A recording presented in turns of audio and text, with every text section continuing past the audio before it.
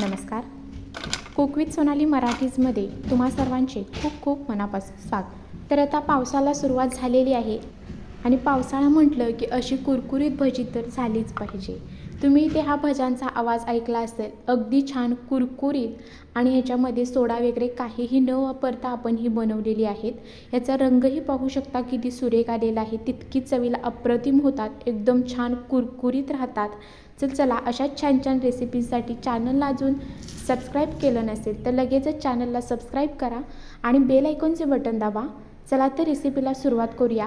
इथे मी 3 मोठे कांदे घेतलेले आहेत, त्याची साल काढून घेतले आणि आपल्याला आता हा कांदा कट करून घ्यायचा आहे. तर व्हिडिओमध्ये मी ज्या पद्धतीने दाखवते तर त्या पद्धतीने लांबट असा हा कांदा आपण इथे कट करून घेतलेला आहे.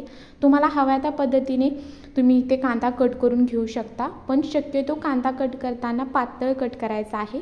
तर पहा, या पद्धतीने आपण इथे संपूर्ण जो कांदा आहे तो कट करून घेतलेला आहे. आता हा कट करून घेतलेला जो कांदा आहे तो आपल्याला छान असा मोकळा करून घ्यायचा आहे. तर पहा, व्हिडिओमध्ये दाखवते या पद्धतीने व्यवस्थित असा सर्व कांदा इथे मोकळा करून घेतला. तो एका बाउलमध्ये काढून घेतलेला आहे. आता त्याच्यामध्ये इतर साहित्य घालूया. तर त्याच्यामध्ये एक हिरवी मिरची बारीक कट करून घातली, त्याचबरोबर थोडीशी कोथिंबीर, 1 चमचा धनेपूड, पाव चमचा हळद, चवीनुसार मीठ घातलेलं आहे. त्याचबरोबर 1 चमचा लाल तिखट घातलेला आहे. अगदी पाव चमचा एवढं जिरं टाकायचं आहे. त्याचबरोबर पाव चमचा ओवा घेतला आहे, तो हातावरती चुरून असा घालून घ्यायचा आहे. आता हे सर्व जे मिश्रण आहे ते आपल्याला व्यवस्थित आधी मिक्स करून घ्यायचं आहे, जेणेकरून आपण जे सर्व मसाले घातलेले आहेत ते कांद्याला व्यवस्थित लागले जातील. सर्व मसाले मिक्स केल्यानंतर इथे तुम्ही याचा रंग पाहू शकता किती सुरेख आलेला आहे. आता याच्यावरती झाकण ठेवून 1-2 मिनिटासाठी मसाले छान कांद्यामध्ये मुरण्यासाठी असंच बाजूला ठेवायचं आहे. इथे मी 5 मिनटं हे असंच मिश्रण बाजूला ठेवलं होतं. तर आता पुन्हा ते झाकण काढून घेतलं आणि इथे तुम्ही पाहू शकता कांद्याला एक ओलसरपणा आलेला आहे. तर आता आपण ह्याच्यामध्ये ॲड करणार आहोत ते म्हणजे पीठ. तर इथे मी 1 छोटी वाटी बेसन पीठ घेतलेलं आहे. इथे मी 1.5 वाटी बेसन पीठ घेतलं आणि त्यानंतर ह्याच वाटीने एक अर्धा वाटी इथे मी तांदळाचं पीठ घेतलेलं आहे. चमचाने मोजलात तर तांदळाचं पीठ 2 चमचे असेल. तर आता हे सर्व व्यवस्थित असं मिक्स करून घ्यायचं आहे. सर्व व्यवस्थित इथं मिक्स केलेलं आहे पाहू शकता.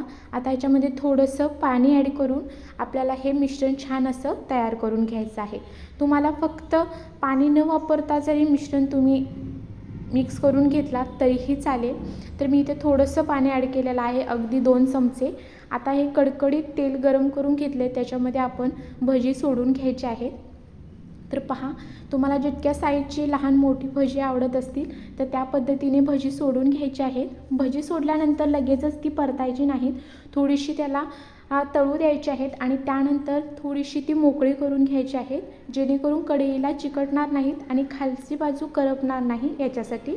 आता मोकळी करून घेतल्यानंतर पहा, पुन्हा एकदा व्यवस्थित असं मिक्स करून घेतलं आणि तिथे तुम्ही पाहू शकता अगदी सुरेख रंगावर, सोनेरी रंगावर आपल्याला ही भजी तळून घ्यायची आहेत. अगदी कुरकुरीत ही भजी तयार होतात आणि पहा, रंगही सुरेख आलेला आहे. तर एक बॅच मी इथं काढून घेतलेली आहे आणि इथं पुन्हा एक दुसरी बॅच मी इथं तळायला घातलेली आहे. तर दुसऱ्या वेळेला जी भजी घातली तीही छान कडकडीत तेलामध्ये घालून घेतली आणि अगदी थोड्या वेळानंतर ती व्यवस्थित अशी परतून घेतलेली आहे आणि छान अगदी 4 ते 5 मिनटामध्ये मंद ते मीडियम गॅसवरती छान कुरकुरीत भजी इथं आपली तयार होतात. एकदा व्यवस्थित अशी परतून घ्यायची, म्हणजे दोन्ही बाजूनी व्यवस्थित अशी ती फ्राय झाली पाहिजे. आणि इथे तुम्ही पाहू शकता दुसरी बॅचही छान अशी सोनेरी रंगावरती आपण इथं तळून घेतले आणि छान कुरकुरीत अशी कांदा भजी इथं तयार झालेली आहे.